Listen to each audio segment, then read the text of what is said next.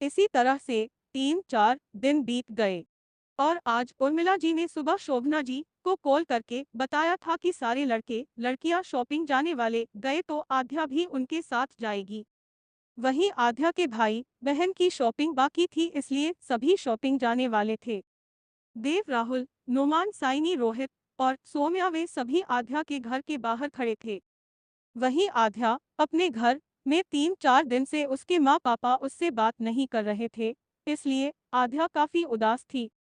पर आज उसे शॉपिंग जाना था, इसलिए आध्या अपने कमरे से नीचे आई और उसने अपने पापा को सोफे पर बैठे हुए चाय पीते देखा।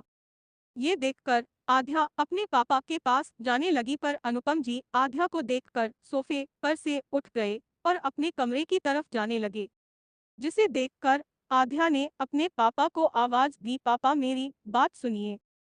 पर अनुपम जी ने आध्या की बात नहीं सुनी, इसलिए आध्या उदास हो गई और ये सब होते हुए नानी ने देख लिया। जल्दी से नानी आध्या के पास आकर उसके सिर पर सहलाते हुए बोली, तुम अपनी शादी की शॉपिंग पर ध्यान दो और अपने माँ पापा की फिक्र मत करो, वो तुमसे नाराज गए लेकिन उनकी नाराजगी धीरे धीरे खत्म हो जाएगी। आध्या अपनी अपनी नानी से कुछ कह नहीं पाई, वो सिर्फ अपना सिर हाँ में हिलाती है। इतने में आध्या के मामा की लड़की प्रिया नीचे आई और आध्या की तरफ देखते हुए बोली, आध्या चलें, शॉपिंग जाने में फिर लेट हो जाएगा। आध्या हाँ कहती है। इतने में आन्या समीर भी आ गए। आध्या ने आन्या को पूरी तरह से इग्नोर किया, फिर बाहर की तरफ बढ़ गई। वहीं बाहर खड़ा रोहित काफी देर से सभी के आने का इंतजार कर रहा था। वो किसी के न आने से साइनी से बोला, साइनी तुम जाओ और सभी को बुलाकर लाओ, काफी देर हो गई है। इतने में सामने से सभी आते हुए दिखाई दिए, जिससे साइनी ने कहा, लो आ गए सभी। देव अपनी कार में ही बैठा था और वो इन सब चीजों से काफी इरिटेट हो गया था। देव आना ही नहीं चाहता था, पर उर्मिला जी के कहने पर उसे शॉपिंग करने आना ही पड़ा। देव ने जब आध्या को देखा तो उसने अपनी नजर तुरंत ही दूसरी तरफ कर ली। वहीं राहुल भी कार के बैठा हुआ था। वो देव के बिहेवियर को देखकर बोला, अगर तुम्हें आध्या से इतनी प्रॉब्लम है फिर शादी क्यों कर रहे हो। देव ने साफ शब्दों में कहा, मैं शादी सिर्फ अपने मकसद से कर रहा हूँ। इतना कहने के बाद देव ने कुछ कहा नहीं और राहुल साफ शब्दों में बोला, एक लड़की से शादी सिर्फ अपने मकसद से करना क्या ये सही है। देव के हाथों की मुट्ठियां कस गई और उसने गुस्से से कहा, मेरे लिए गलत भी नहीं है। इतना कहने के बाद देव ने राहुल की तरफ बिना देखे कहा, अब सभी से कहो हमें जाने में देर हो रही है। इतना कहकर देव कार से बाहर आया, फिर पीछे वाली सीट का दरवाजा खोलकर पीछे वाली सीट में बैठ गया। और अब राहुल जानता था कि उसे कार ड्राइव करनी है, इसलिए वो जल्दी से कार से बाहर निकलकर सभी से बैठने के लिए कहता है, फिर खुद ड्राइविंग सीट पर बैठ जाता है। थोड़ी ही देर में सभी कार में बैठ गए। कार में समीर, सोम्या, आन्या, रोहित और साइनी बैठे थे। तो वही देव की कार में देव, राहुल, आध्या, प्रिया और नोमान बैठे थे। आध्या को न चाहते हुए भी देव के पास बैठना पड़ा था, जिसे आध्या बहुत चिढ़ रही थी, लेकिन उसके पास कोई ऑप्शन भी नहीं था। देव ने एक नजर भी आध्या को नहीं देखा था, जिसे आध्या मन ही मन देव के बारे में कहते हुए बोली, पता नहीं ये आदमी चाहता क्या है और आन्या में क्यों इस देव से इतने पैसे लिए हैं। आध्या जितना सोच पा रही थी वो उतना ही परेशान हो रही थी। वो बेवजह देव से शादी करने में मजबूर थी, पर उसे कुछ समझ नहीं आ रहा था कि आखिर चल क्या रहा है। आध्या के मन में ये भी चल रहा था कि अगर आन्या ने पैसे लिए हैं तो देव को उसी से शादी करनी चाहिए, फिर उससे शादी करना क्यों चाहता है। बस आध्या के मन में यही चल रहा था, वो इससे ज्यादा कुछ सोच नहीं पा रही थी। और थोड़ी ही देर में सभी मॉल पहुंच गए। शॉपिंग मॉल पहुंचते ही आध्या ने सबसे पहले अपनी हल्दी सेरेमनी के लिए सिलेक्ट किया। फिर आध्या अपने संगीत के लिए एक ग्रीन कलर का लहंगा सिलेक्ट करती है, जो कि सिवलेस था। और इस लहंगे को ट्राई करने के लिए आध्या को सभी ने कहा, इसलिए आध्या को न चाहते हुए भी ट्रायल रूम में जाकर लहंगा पहनती है। सभी ने आध्या को ग्रीन कलर का लहंगा पहने हुए देखा तो सबने उसकी तारीफ की, जिससे आध्या का मूड कुछ हद ठीक हो गया था। वही देव भी मौजूद था। उसने जब आध्या को ग्रीन कलर का लहंगा पहने हुए देखा तो वो अपनी नजर आध्या से हटा नहीं पा रहा था। देव ने अपने दोनों हाथ जेब की पॉकेट में डाले हुए थे और वो भावहीन नजर आ रहा था। आध्या ने जब देखा कि देव उसे ही देखे जा रहा है, तो वो अपनी नजर पलट कर मन ही मन खुद से बात करते हुए बोली, "ता नहीं, आखिर ये चाहता क्या है?" आध्या मन ही मन बड़बड़ा रही थी कि इतने में साइनी ने आध्या की तारीफ करते हुए कहा, "भाभी, आप पर ये लहंगा बहुत खूबसूरत लग रहा है।" आध्या हल्के से मुस्कुराती है। वही आन्या भी खड़ी थी। उसने भी आध्या को देखकर आध्या की तारीफ करते हुए कहा, "हाँ आध्या, तुम पर ये लहंगा तुम पर बहुत खूबसूरत लग रहा है।" आध्या ने आन्या को पूरी तरह से इग्नोर किया, जैसे उससे आन्या की बात सुनाई ही न दी हो। आध्या दूसरी तरफ चली जाती है और आन्या आध्या के कुछ भी न कहने से उदास हो गई। फिर उसने सामने खड़े देव की तरफ देखा, जिससे देव ने अपनी नजर दूसरी तरफ पलट दी।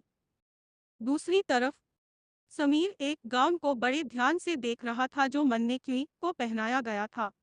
समीर एक गाउन को बड़े ध्यान से देख रहा था और खुद से ही बातें करते हुए मुस्कुराते हुए बोला, "कोई भी ये ब्राउन गाउन पहनेगी तो वो सच में बहुत खूबसूरत नजर आएगी।"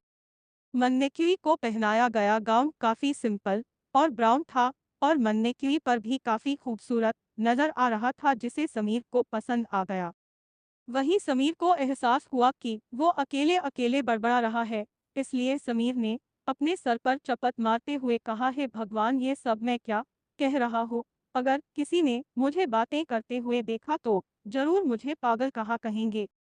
इतना कहने के बाद समीर वहां से चला गया और उसके जाने के बाद एक दूसरे मन्नेक्वी के पीछे छुपी सोम्या बाहर आई। सोम्या ने समीर की बात सुन ली थी, इसलिए वो ये गाउन देखकर मुस्कुराई।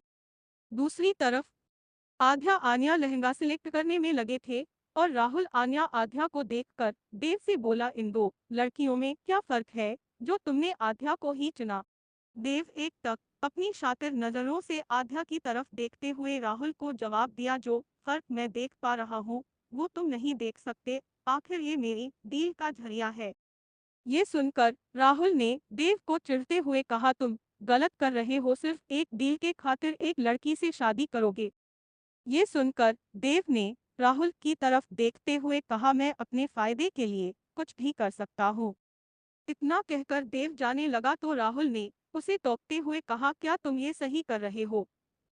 देव रुक गया और गहरी सांस लेकर अपनी भारी आवाज में बोला, "क्या सही है क्या गलत मैं नहीं जानता, मैं बस इतना जानता हूँ कि मुझे अपनी डील फाइनल करनी है।"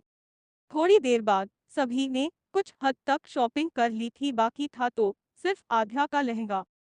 दो सेल्स गर्ल आध्या और बाकी सबको लहंगा कलेक्शन में लेकर आई। इस रूम में हर लहंगे मन्नेक्विन को पहनाए थे और काफी सारे लहंगे थे।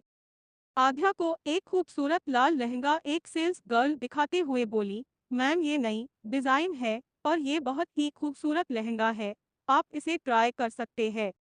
पर आध्या को वो लहंगा पसंद नहीं आया। आध्या आगे बढ़ी और अपने में खोई हुई खुद से बात करते हुए बोली, "आह, इस शादी से मैं खुश नहीं हूँ, फिर क्यों मैं शॉपिंग कर रही हूँ?" आध्या ये कहते हुए आगे बढ़ी, तभी उसकी नजर एक लाल कलर के लहंगे पर कोई जो कि बहुत ही खूबसूरत था और शिकवन से वर्क किया हुआ था। आध्या ने इस लहंगे पर हाथ रखकर खुद से बात करते हुए बोली, "ये लहंगा बहुत ही खूबसूरत है।" वही देव की नजर भी इसी लहंगे पर गई और वो सेल्स गर्ल के पास आकर बोला, "हमें यही लहंगा चाहिए।"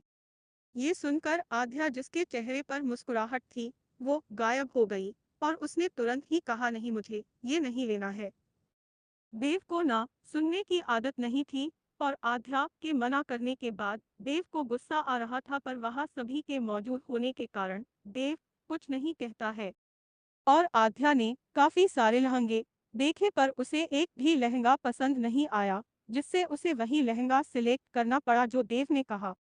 आध्या को वही लहंगा सेल्स गर्ल ने मन्नेक्विन पर से निकालकर आध्या से लहंगा ट्राई करने के लिए कहा और आध्या इस लहंगे को लेकर ट्रायल रूम में आ गई। आध्या मिरर के सामने खड़ी खुद से बात करते हुए उदासी से बोली, "ये कुछ भी मेरी मर्जी से नहीं हो रहा है, फिर क्यों मैं ये सब कर रही हूँ? आखिर ये आन्या ने क्यों पैसे लिए और देव आन्या की बजाय मुझसे शादी क्यों करना चाहता है?" फिर आध्या ने अपने आ रहे ख्यालों को झटक दिया और लहंगा वहन लगी। आध्या ने ब्लाउज पहना था कि इतने में अचानक से ट्रायल रूम का दरवाजा खुला, जिससे आध्या घबरा कर पीछे मुड़ गई और मिरर के सहारे टेक कर घबराते हुए अपने सामने देखने लगी। आध्या के सामने देव खड़ा था। देव ने ट्रायल रूम का दरवाजा बंद किया, फिर वो ऊपर से लेकर नीचे तक आध्या को देखने लगा। वहीं आध्या देव को देखकर घबरा गई और तेज आवाज में बोली, तुम्हारी हिम्मत कैसे हुई अंदर आने की? ये सुनकर देव को आध्या पर गुस्सा आने लगा, जिससे वो आध्या की तरफ बढ़ते हुए गुस्से से भरी आवाज में बोला, तुम्हें मुझे कुछ भी कहने का हक नहीं है। तुम भूल गई कि तुम्हारी सांसों और तुम्हारे जिस्म पर मेरा हक है। आध्या पीछे जाने लगी, पर पीछे मिरर था, इसलिए वो अब देव से दूर नहीं जा सकती थी। वहीं देव आध्या के काफी करीब आ गया और अपना एक हाथ मिरर पर रख दिया। आगे की स्टोरी जानने के लिए एपिसोड 3 सुनिए।